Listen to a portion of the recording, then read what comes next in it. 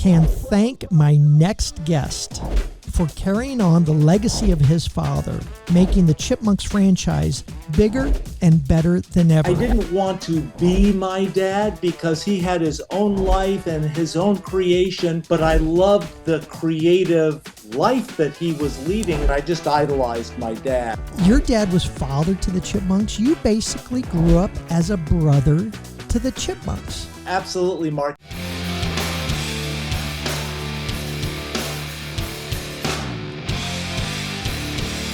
It's News Talk 580 1059 KMJ, KMJNow.com, or wherever you stream. Welcome to the Marc Kapetan Show. This is attorney Marc Kapetan, your host. Today's show is brought to you by the Kapetan Brothers Law Firm. We've been serving the Central Valley since 1995. If you or anybody you know has been injured in an auto accident, a truck accident, or a motorcycle accident, give us a call at 559-498-8000, or if you've been arrested or cited for a criminal offense, call us at the Kapetan Brothers Law Firm, 559-498-8000.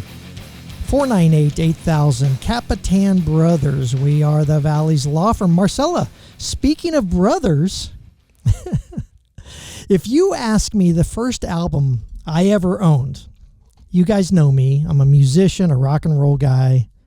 So it's probably Kiss or Cheap Trick or Led Zeppelin or the Beatles or something like that. Nope. It was Alvin and the Chipmunks. Alvin and the Chipmunks. Actually, my dad purchased it for his young 3 boys back in the early 60s. 3 brothers, just like Alvin, Simon, and Theodore. It was the Chipmunks' fictional father, Dave Seville, however, the real Fresno-born Ross Bagdasarian, who brought the trio to life and produced chart-topping songs, truly chart-topping songs that put smiles on kids' faces everywhere in the United States. It was a simple process of altering the tape speed to create the voices, but to a kid in the early 60s like I was none the wiser to all those studio tricks. I was just captivated by the high-pitched giggling and singing from the 3 of them, and I couldn't wait for that ever-rambunctious one to garner the exclamation by Dave that we all remember, Alvin! Did I do that okay, by the way? Might be replaced shortly. Unfortunately, the creator, Ross Bagdasarian, passed long before his time in 1972. But of all of us can thank my next guest for carrying on the legacy of his father and to accredit all of his own, making the Chipmunks franchise bigger and better than ever, including a series of hugely successful live-action films. I can only imagine that Dave Seville would be proud of his chipmunk offspring just as much as Ross Bagdasarian Sr. would be proud of his son, Ross Jr., and his daughter-in-law, Janice, for carrying the chipmunk torch to heights he could never, ever imagine. So I'd like to welcome to the Marc Kapetan Show via video conference from Los Angeles, Santa Barbara, actually, head of Alvin and the Chipmunks franchise and head of Bagdasarian Productions, Ross Bagdasarian Jr. Welcome, Ross. I'm really happy to be with you, Mark. Marcella's clapping over here. I don't think we've ever done that. She's got tears in her eyes already. When we talk about family, yeah. Listen, I was thinking about it. If your dad was Dave Seville, and I know now you are Dave Seville, I think that's out of the bag, right? Right. Yeah. Your dad was father to the Chipmunks. You basically grew up as a brother to the Chipmunks. Oh, absolutely, Mark. And, when my dad brought my brother and sister and I in to listen to the first Chipmunk song, the Christmas song, yeah. We heard Alvin talking back to my dad. We were absolutely on Alvin's side the whole time. It was like you didn't talk back to my dad, an Armenian family, much like Greek families. A lot of respect, an enormous amount of love, but you listened. If your father said to do something, we did it. So the fact that Alvin wasn't going to do what my dad said, what made him our hero. So how old were you at the time? I was 9. So listen, I was probably about 5 or 6 when he first got the album. I probably had it before I was born. Yeah. I was born in 60. Yeah, 58. My brother was born in 58. He probably bought it for my brother. And I remember that because in the beginning of the Christmas song, Dave's talking to the 3 boys and he's trying to get Alvin to do something. So as a kid, did he tell you, hey kids, I've done this thing? Or did he say, hey, I want you to listen to this, and there's some young whatever yelling at your dad? Yeah, no. So there was no preamble on it. We had a little bit of a sense. My dad would always bring us in to listen to what he had written and recorded. And obviously, about 6 months earlier, he had written Witch Doctor, that ooh-ee, ooh-ah-ah. So that was our first time we would come in the den where he had this recording, and we heard Witch Doctor. And after that, let me explain. The Witch Doctor was a song that your dad was a singer, songwriter, actor, etc. And I mean, huge, Rosemary Clooney's Come On to My House. Yeah. Alfred Hitchcock movie, all this kind of great stuff. Rear Window. Yep. He did a song called The Witch Doctor where he actually sped the tape. Well, actually played it at regular speed, sped it back up, or however you guys do it. And the Witch Doctor is this sort of, and it's talking back, but at this very high pitched. That's right. Did you know as a 9-year-old kid that he was doing this, or did he just sort of surprise you with, hey, I did this song with this other person? Just surprised us because he just wanted a really true reaction. Right. So it just, like any person who would listen to it on the radio, my dad singing and writing a song, whether it was Come On to My House, which was the first song he wrote, obviously. Huge. Rosemary Clooney, as you mentioned. It was her first hit song. She'd been a big band leader singer. And so this was a kind of a strange thing for her to do because it was a little more ethnic.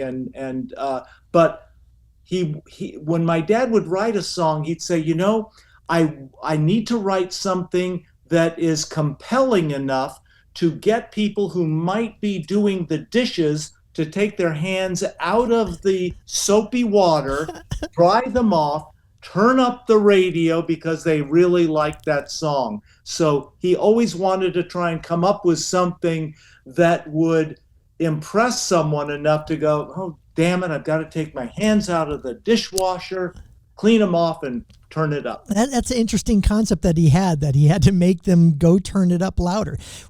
How did he come up with the Chipmunks idea? Was it just a mistake that he did, or did he do it on purpose?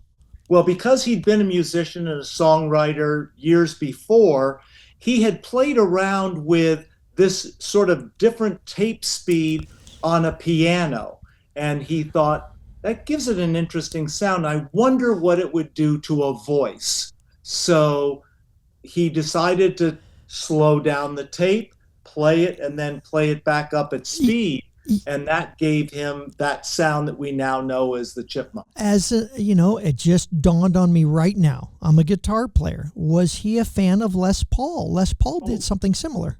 Absolutely. Oh no, he was he loved musicians, and he loved quality musicians. And even when he did his Alvin show, that was a primetime show on CBS, he had live studio musicians playing that. It wasn't canned music like so many of the other cartoons back then were doing.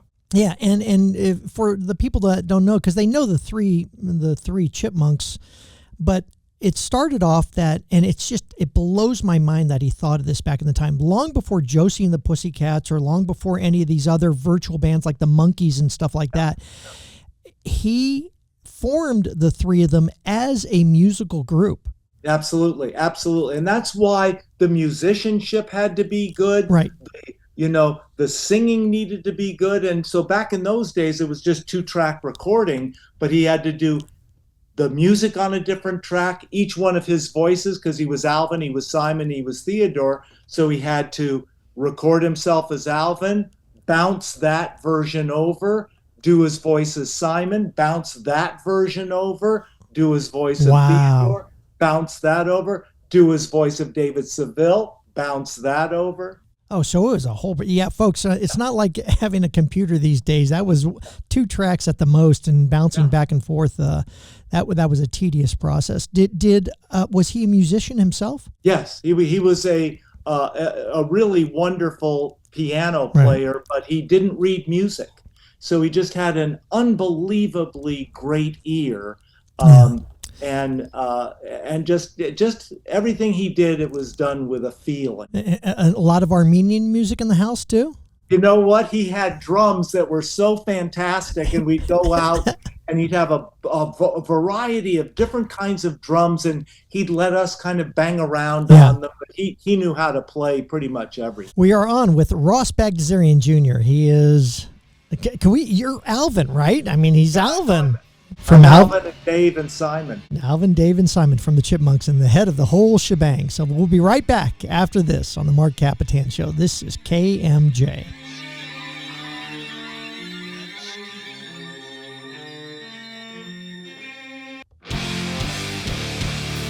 Welcome back to the Marc Kapetan Show. This is attorney Marc Kapetan, your host. Hey, folks, you can check out all the KMJ shows streaming at kmjnow.com or wherever you stream. You could also go to the KMJ app and get that app, and I listen to the shows there. You could also check out the Marc Kapetan Show on Facebook, Instagram. What else, Marcella? What? True Social? Yeah, wherever the kids go. So smash that subscribe button, as the kids say. I don't know, Ross, I don't know any of this kind of stuff. We are on with Ross Bagdasarian Jr. He's the man behind one of the most beloved franchise in pop culture history, Alvin and the Chipmunks. And he's the voice of Alvin, the voice of Dave. He's an animator, producer, filmmaker, and creative genius who brought back the lives of the Chipmunks after the passing of his dad. Ross, I noticed in looking at the productions of the Chipmunks, whether it's the albums, the cartoons, the TV shows, etc., that there was this long break around 1970 to 1980.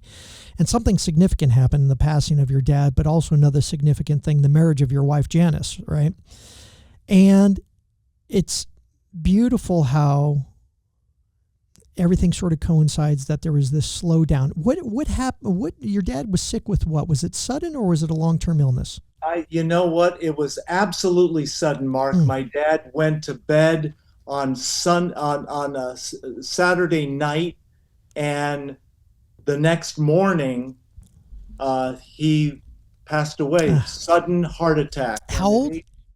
Age 52, and that just changed my life immediately. And because I was such a huge fan, I just idolized my dad. And when I met my wife, one of the things my dad had said is, you should go to law school, he said, because I know you want to write and produce and make movies, but there's making things, and then there's making sure you continue to own them and control them. Yeah. He said, and that's where law school will be helpful. You don't need to practice, but it'll be good for you to protect what you create. Listen, my mom was 55. She passed away long-term cancer. Dad, sudden heart attack, got a call from the office one day. Your dad's in the hospital, and they didn't want to tell me he was already dead, basically. You were how old at the time? 22. I had just graduated from college. Yeah, same with my mom. Yeah. Yeah. And then off to law school shortly after. You have how many siblings? Older sister, younger brother. So 3 of us in total. But in the Armenian way, you became the man of the house, right? Yeah. Oh, yeah. Okay. Yeah. Your dreams were to do what? Well, I wanted to make movies. I wanted to produce movies and write shows. And so the idea of going to law school wasn't something I was looking forward to. But after my dad passed away and I saw all of these different people trying to grab different rights and things, I thought, okay, now I understand why my dad wanted to recommend law school. You said, I revered my dad, but I didn't want to take over the job. You wanted to be in the creative process of movie making and stuff like that, but was it just one of these natural things that a son wants to, the prodigal son wants to leave and do his own thing? And then when you saw this money grab or whatever it may be, you said, hey, I got to protect my dad's legacy here, right?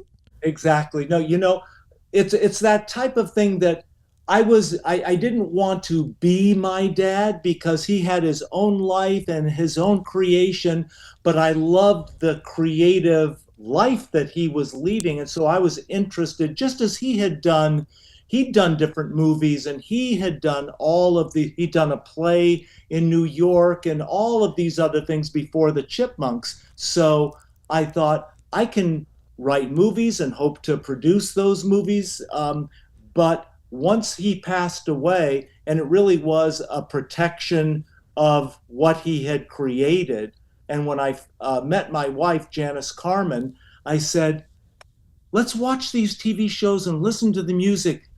Don't you think they could come back again? Maybe just for like a year, as a tribute to my dad. And she said, yeah, I love the Chipmunks. And so I had an army of two now, myself and my wife. Was Dad a solo thing as far as producing the Chipmunks? How big of an organization did he have at that time? Well, it was actually very small. Yeah. My dad was really not only the voice of the characters and wrote so many of the songs and oversaw the production, but the animation for the TV shows was done, a group that he found called Format Films, and he worked with them, but he did all these various voices, he wrote songs and all the rest of that. So he kept it pretty small the way Janice and I have, where you work with some other companies, but it's really pushed. It's the two of us really driving this. Yeah, I saw right around 1975, and I don't remember which production it was, but there was a production of some, I don't know if it was a album or whatever.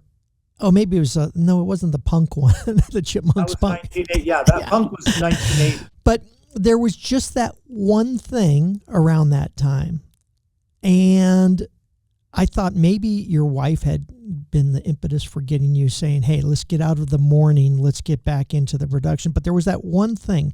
When did it become not a let's carry on my dad's legacy for a short while, but a true passion for you? I think, Mark, honestly, what happened is that when we went around, when my wife, Janice, and I went around and talked to record companies or TV networks for a TV show, everyone, or licensing, everyone was so mean. It wasn't just, no, that's not going to work. It was, your father was lucky it even happened for him, and it's history now. So I went from, gee, let's see if we can do it, to now I'm determined. Your challenge.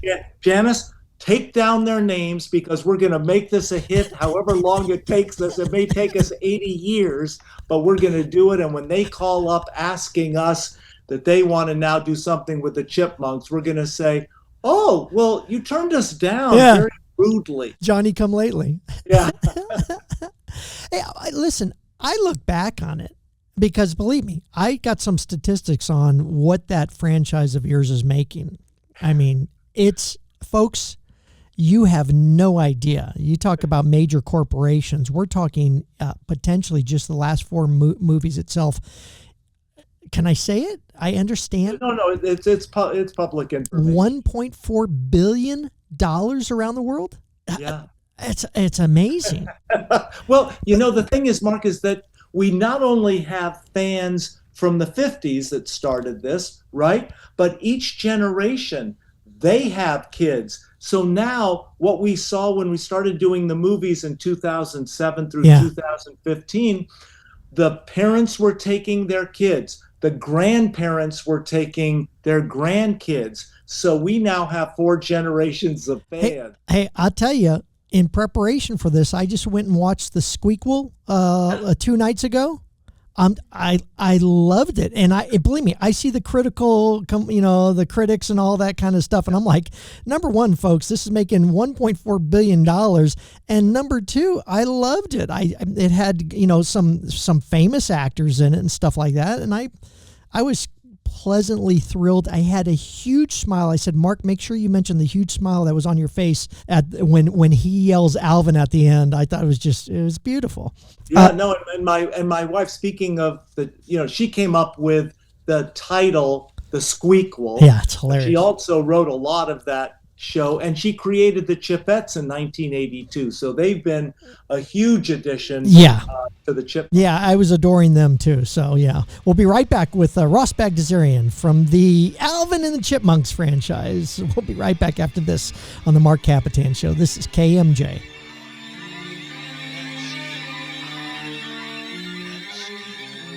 We are back on with Ross Bagdasarian. Welcome back to the Marc Kapetan Show, by the way. Ross Bagdasarian Jr., he is the voice of Alvin from Alvin and the Chipmunks, and Dave Seville. And we were talking about the movie. I said I want to get quickly back into this because one of the actresses, is it Karen Malik? Wendy Malik. She talks about how she's a secret. She has a tattoo of the Chipmunks in the movie and stuff like that. But it really seemed like they were really fans of the Chipmunks. Well, for sure, and that was the fun thing. It didn't matter whether it was David Cross or Wendy Malik or any of the Tony Hale, who was in our last movie, The Road Chip. Arrested Development folks. Yeah, Jason Lee.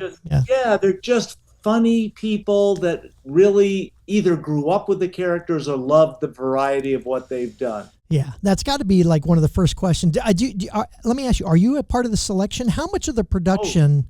Janice and I are the only producers of the movie. So we are in charge of going over every one of these things. Who are we going to cast?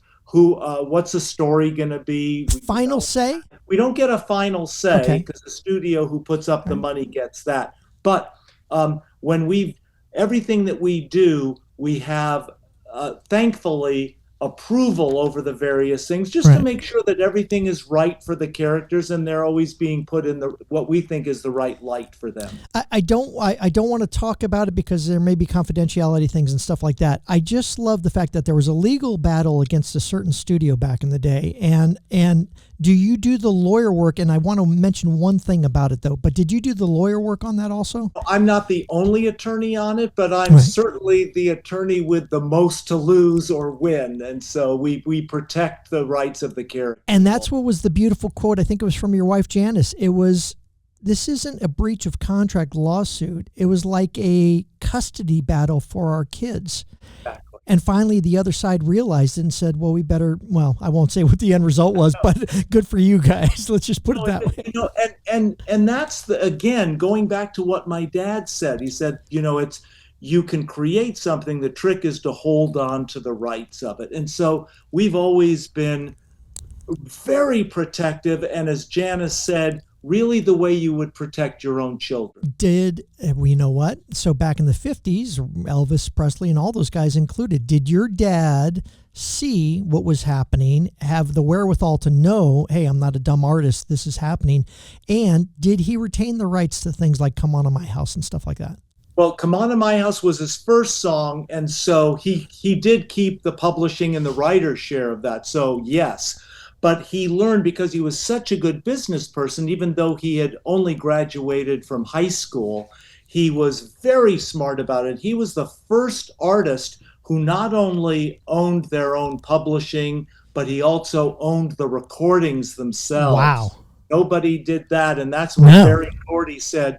When Berry Gordy was founding Motown, he said, Ross Bagdasarian showed me that I need to own the recordings, and so he founded Motown. Wow, really?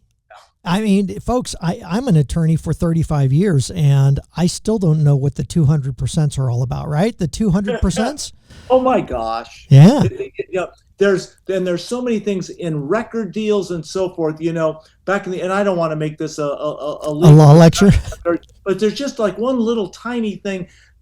Back in the days when it was 78s and they were brittle and they'd break, they had a breakage fee that the recording Oh yeah. Companies would take away, right? 15% breakage. Well, you go, wait a minute, we're not breaking that. We're not doing acetate any longer. They're not brittle. It's okay. You know, I'll tell you, that's the reason why I would love to do the bumpers with your music on it, but there's all these legalities, and half the stuff doesn't get played when we post this on Facebook or YouTube and stuff like that. So go out and buy your own albums and listen to the Chipmunks.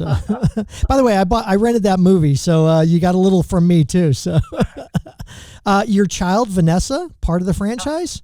Yeah. Oh, and so is our son. So our daughter actually worked with us on the first movie and on all of the subsequent ones. Our son started to work with us on the third movie, Chipwrecked, and he has been a huge part. So as we've continued to do the TV show, we did 260 episodes that my wife wrote most of the shows and directed all of them. We record them here. Our kids are not only doing voices on those TV episodes, but our son helps my wife edit them.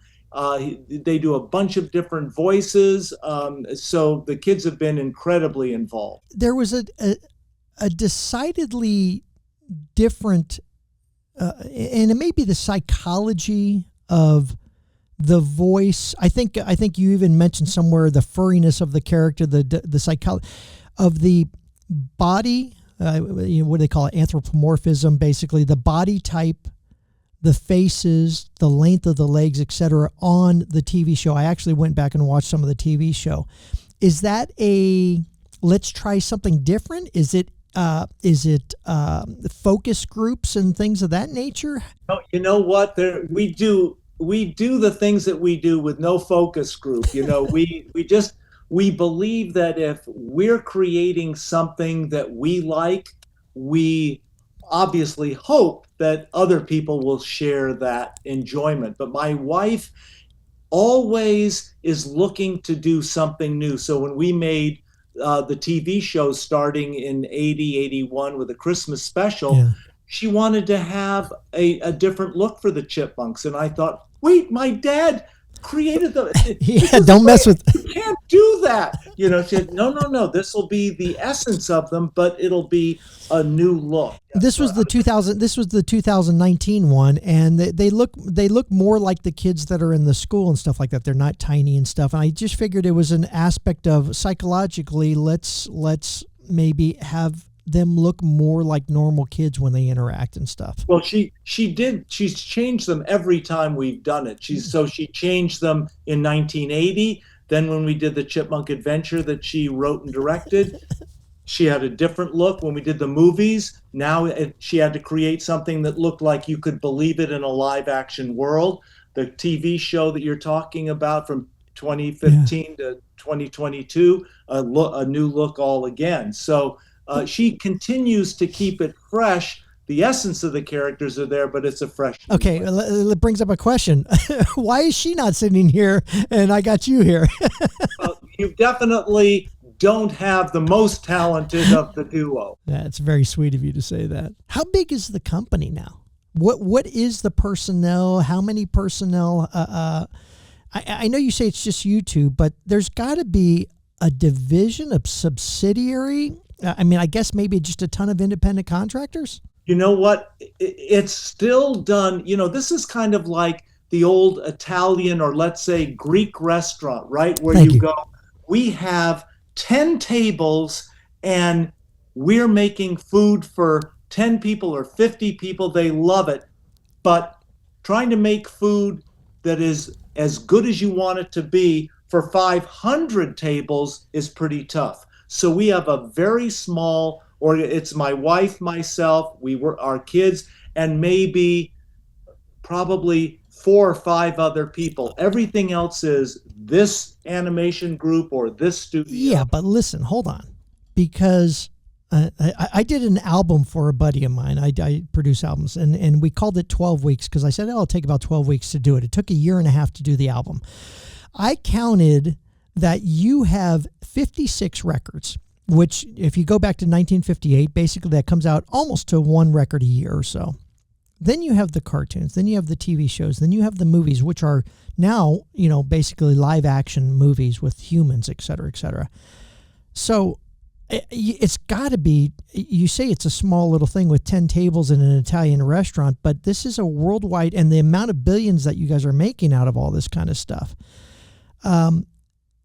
You're saying it's all under basically this family, you, your wife, and a handful of people? Well, we are the hub of the wheel, and then we'll work with, let's say, some folks in Paris to do some design work, and then we'll hire some folks, whether it's in India or Canada or New Zealand, to then do that special CGI animation. I get it. But it'll come back at the end where Janice and I'll look it over. She'll say, here's the kind of music I want to see. This is what and so that approval is the way.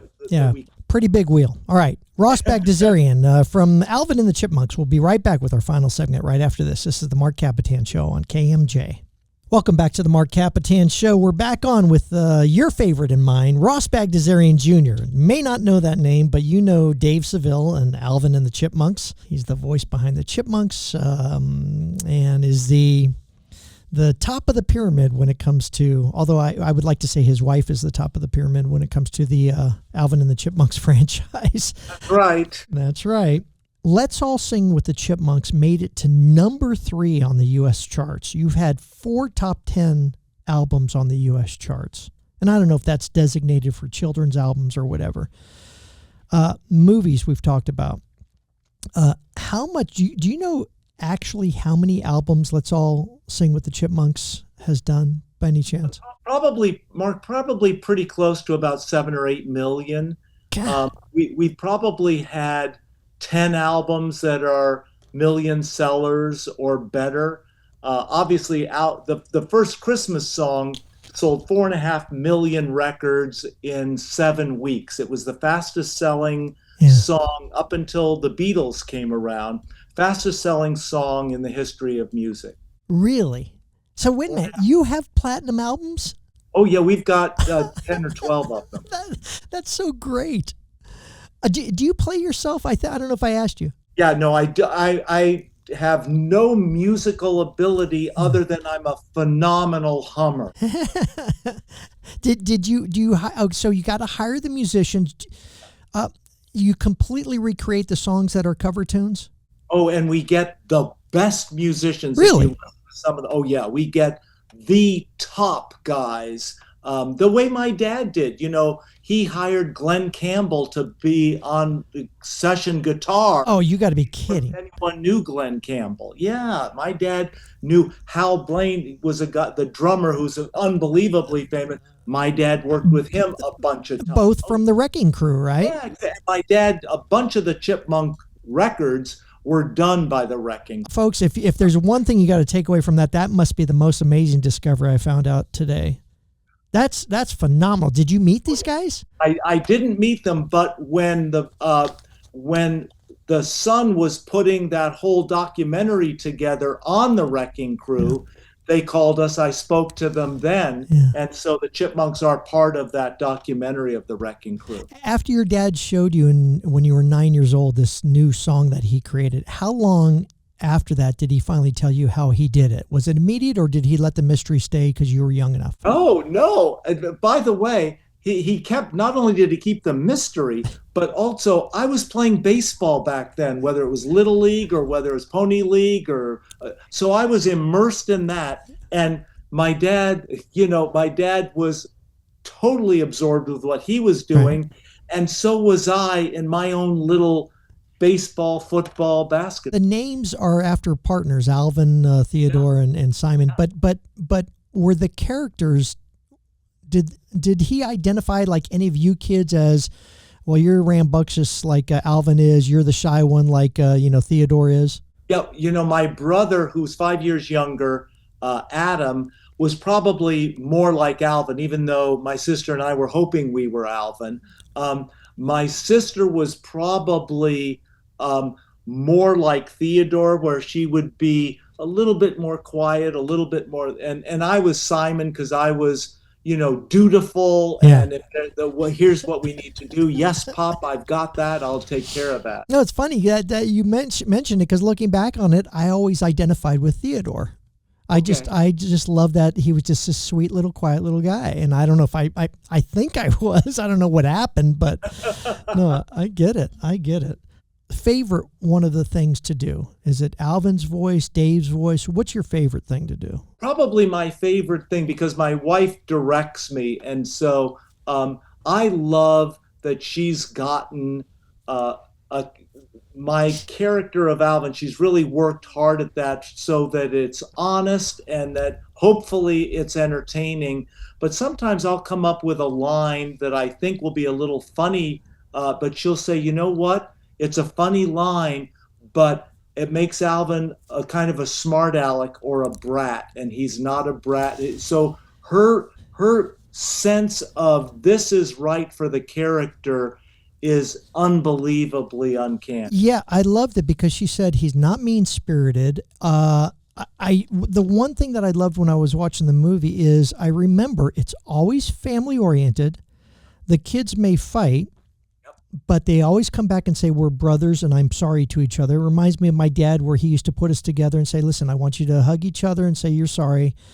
And so it's all, and believe me, it gets a little racy sometimes. Some of the lines are pretty funny because they're very adult, but it always gets back to that, that thing that you had with dad and the family, right? First of all, brothers and sisters fight, so that we're not going to pretend there's no fighting. But there's a love there, there's a kindness, there's learning to take responsibility. Those are the things that are important to Janice and to me. And so she puts those in her shows, and obviously in what she always hopes is an entertaining way, not a preachy way. But I think it's the reason the characters are fun, whereas a character like maybe Mickey Mouse sometimes feels like he has to be so perfect, he can't make a mistake anymore, whereas Mickey Mouse used to be a fun goof up. It's, boy, that's, now that you mention it, what the difference to me is, Mickey Mouse is detached more so from reality. These are three brothers that are much more attached to reality, even though they're chipmunks. And so there's life lessons or behaviors that are sort of learned that you may not get from a Mickey Mouse character. Well, listen, and I think Mickey Mouse is phenomenal. But the thing about Alvin, Simon, and Theodore is that, yes, they're brothers. Yes, they fight. Nobody's perfect.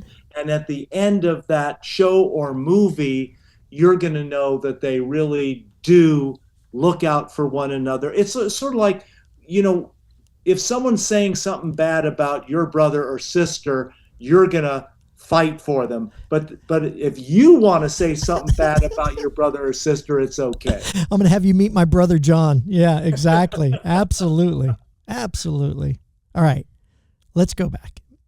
Christmas had to be just wonderful for you guys back in the day. And I don't know what dad was like and the household was like and stuff. Best memory of either father or family. And I don't mean, I know you work together and stuff like that, but anything specific that you always go back to when you're doing these things with Alvin and the Chipmunks that sits there and go, God, that reminds me of my dad. My dad was always really busy doing the shows and the TV and the music, etc. But he also had a sixth sense. By the way, dinner, he was always home for dinner every single night. 6:15, we'd have dinner.